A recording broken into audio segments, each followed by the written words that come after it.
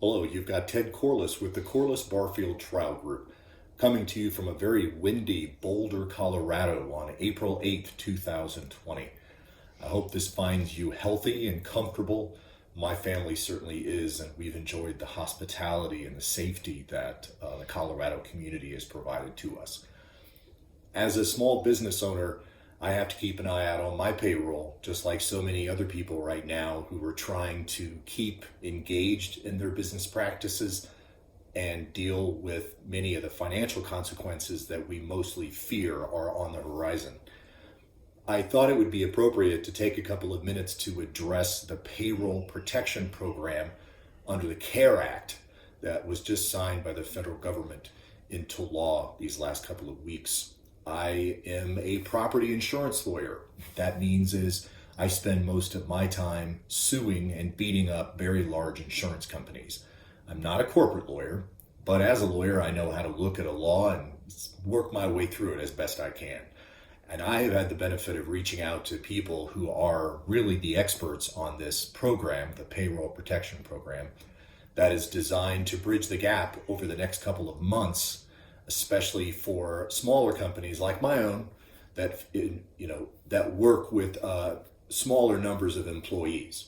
And so what I want to do for just a couple of moments is to present this to you, and perhaps you or a colleague may benefit from exploring this. And so we're pretty far along in the process at my law firm, and I'll be able to give you even more updates as our application is processed. Let's begin with this. I'm a law firm that employs about a dozen people, 14 specifically. And under the Payroll Protection Program, if you have fewer than 500 employees, which I'm going to assume is most of the people that I would be communicating with, that you can apply for what looks like a loan, but if treated properly, turns out to be a grant, or let's use a more specific word, a gift, because we are going to be able to apply to the Payroll Protection Program through a participating bank that will examine your payroll costs and then provide you an advance of 2.5 months. Now you're going to see this 2.5 number come up a couple different ways.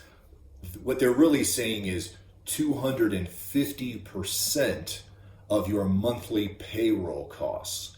And they define what payroll costs are to include things as salaries, but also other payroll expenses. For example, even if you pay, obviously if you pay state and local taxes on that employee, that's going to be included in there. If you pay for healthcare expenses up to a certain amount, that can be included in there as well. And so this is something that can provide a substantial lump sum payment to you in the short term that's processed through the Small Business Administration. Now, let me say something about the SBA. I've been a small business owner since 2002 at various sizes, and I can tell you we've never looked to the SBA for loans. A lot of that just has to do with the kind of business we have. We work better with banks, and banks usually like hanging out with lawyers. But if you're traditionally someone who wouldn't look at the SBA for other reasons, here's the good news. A lot of the limitations created by the SBA don't apply to the Payroll Protection Program. Let me give you an example. If you've ever applied to an SBA loan, you know that you have to. That is called a Stellar J, and you'll notice my big cat is sitting right here paying very close attention. Let's see what happens next. But back to the Payroll Protection Program. The idea is the SBA is traditionally supposed to be a lender of last resort, which means you can't apply to the SBA unless you've attempted to go into the private market and you weren't able to find financing. That rule doesn't apply here. They're simply using the SBA as an administrative vehicle to deliver the promises of the Payroll Protection Program. You do not apply directly to the SBA or to any program for the PPP. Instead, what you do is you find a participating bank and they will process your application for you. Couple of comments about that. First of all, the bank gets paid, but they get paid by the government. Do not allow anyone to charge you a fee for this purpose. I've already seen people out doing that. Do not do that, because the banks are getting paid, I believe, 5% on the money for processing these loans. And so don't let anybody charge you a fee.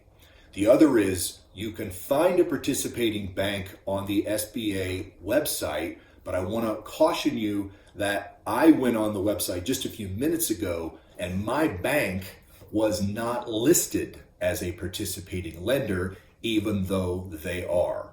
My suggestion to you would be, if you have an existing bank relationship, I'm assuming if it's a small business you do, if you've ever borrowed more than $100 from them, you should go to them and they will work with you if they're a participating lender. Most of the larger lenders are obviously on board. The Wells Fargos, the Bank of America, the Fifth Thirds, Chase, all the big ones. But I prefer working with community banks because I like walking into a bank and knowing the manager. If I have a problem with a check, no problem. But if you don't have a relationship with a community bank, this might be a good time to do that, because the community banks are really where you're going to be able to get some traction faster. Because if you contact Bank of America, for example, I suspect it's going to take a few days or weeks for you to get in line for an application. When I applied, I had my guy on the phone within 48 hours, and the application's already been submitted, and we're hoping that that process will occur and will be funded here relatively soon. All right, so I've addressed who would apply. Well, anyone who has employees. But there are going to also be circumstances where if you are a sole proprietor, you can apply for your own payroll. And that includes people who are independent contractors working for other people. Now, I'm not saying that if you just need to raise your hand and say, I worked 3 months last year for a particular individual, and this is what I get paid. There are some rules, and there are going to be some hoops that you jump through. But let's identify all the people who are must applicants. If you pay any money on payroll and you have fewer than 500 employees, I want you to tell me you're going to apply, because I think it's worth your time. It's a 2 or 3 page application. It might not even be 3 pages long. And what do they need by way of documentation? Well, they will look at your payroll expenses and your average payroll expenses for the prior year. And so you would want to be able to produce payroll records consistent with these employees. Now, that's going to get a little goofy if you have maybe employees coming and going. I don't have that problem. That's a luxury. But meaning that most of my employees have worked for me for several years. But if you have new employees coming in and out, that may affect how much you can apply per employee. But the good news on that is the definition of what you get paid for, that payroll expense, is broader than just salaries. It includes a lot of other things, and I believe overlaps with even some mortgage expenses or rent expenses that you might have that can get pulled into that. The only comment I got back from one of my business consultants was we're going to be conservative in terms of what we ask for, because we knew we were probably going to max out. We're going to max out because some of the employees make more than $100,000. That's one of the other limitations, is that it will only pay you up to $100,000 per employee.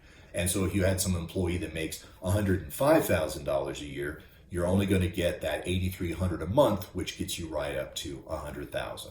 And so you'll get the money, and what happens next? Well, according to the existing application guidelines now, you will have to spend that money on payroll expenses defined by the Act by June 30. Now, the issue that's coming up in the media is the application time is getting a lot longer, and it looks like a lot of people wouldn't be getting the money within 8 weeks of June 30th. See, that's the magic time frame. The 8 weeks is really how much time they're going to give you to spend this money. And why do you want to spend this money? Well, don't hold on to it, because if you hold on to it, it becomes a loan. And so if you only spend 80% of the money they give you, and you know what? It's not a bad loan. I think the loan rates I was seeing, if you, let's say you wanted to spend some on payroll and others to maybe get caught up on some other expenses, there's some sense in that. But know that if you don't spend it on a defined payroll expense, it's going to become a loan. But it could be a really good loan for you depending on what your business is. And let's be honest, there's going to be some serious limits in the near future on access to credit vehicles for small businesses. It's not that it's ever been easy to get money loaned to small businesses, but it's going to get a hell of a lot harder now. So it may make business sense for you not to spend it on payroll. So if you don't spend it on payroll, it becomes a loan and it's repayable over, I think, a 5-year period of time. And I may have heard an interest rate of 3.75. Not bad. Now, remember that the Fed is now at the federal rate of lending to banks happens to be 0. So the banks are doing pretty well with this, and you might be able to find a bank that loans you money, especially if you can secure it with something else. All right, so we know who should apply. We know what you're applying for. We know the amount of time that it might take, but it might take longer. And you're going to go to an SBA approved lender under this process. You're going to make sure you're not paying anyone a fee, and you're going to get the documentation from your payroll expenses for 2019 and get those ready to give those over to your banker. Okay? Well, we're going to put up a couple of links on this video. I want you to know about the sba.gov website. We might throw up a couple of others. And listen, if you want to email me, I'd love to hear how things are going for you. Our application has been underway for several days now, and after this process continues, I'll report further to you. So you can help me find you by subscribing to our videos on our YouTube channel, or if you want, you can simply like us on Facebook. Our website, Facebook stuff is corlissbarfield.com or at corlissbarfield. Or you can just email me at service@corlissbarfield. We'll put that up as well. And if there's anything that I can help you with on my own time, I'm happy to do it.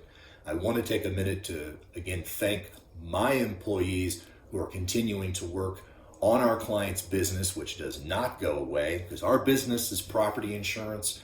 And if you had a fire 3 months ago, that loss isn't going to go away just because of the COVID-19 virus. We have responsibilities to our clients, and I appreciate how diligently my crew is working from their various work locations. We talk all the time, but they don't have to see me in person as much, I guess. So again, my name is Ted Corliss.